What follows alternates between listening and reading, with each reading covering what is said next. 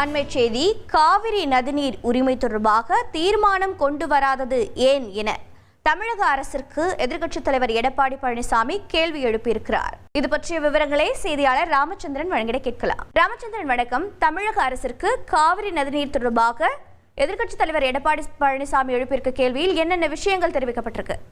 வணக்கம். எதிர்க்கட்சித் தலைவர் திரு எடப்பாடி பழனிசாமி வெளியிட்டுள்ள பதிவில் முதலமைச்சருக்கு நேரடியாக சவால் விடுக்கிறேன். தொடர்ந்து தமிழ்நாட்டுக்கு எதிரான நிலைப்பாட்டுடன் மேகதாது அணை காவிரி நதிநீர் விவகாரத்தில் செயல்படும் கர்நாடக காங்கிரஸை கண்டித்தும், முல்லை பெரியாறு அணையில் தமிழ்நாட்டின் உரிமைகளை மதிக்காமல் செயல்படும் கேரளா கம்யூனிஸ்ட் அரசை கண்டித்தும் அரசினர் தனி தீர்மானத்தை முடிந்தால் சட்டப்பேரவையில் கொண்டு வாருங்கள் என்றும் அவர் சவால் விடுத்துள்ளார். மேலும் அமைச்சர் நேருவுக்காக தொட்டுப்பார் சீண்டிப்பார் வீடியோ ஷூட்டிங் முடிந்துவிட்டதா, எப்போது ரிலீஸ் உள்ளிட்ட பலவற்ற நகைச்சுவையாக இருக்கும் என்பதால் அவரை தவறாமல் வெளியிட வேண்டும் எனவும் திரு ஸ்டாலினை வலியுறுத்துகிறேன் எனவும் பின்குறிப்பு வெளியிட்டு அவர் தனது சமூக வலைதள பக்கத்தில் பதிவிட்டுள்ளார்.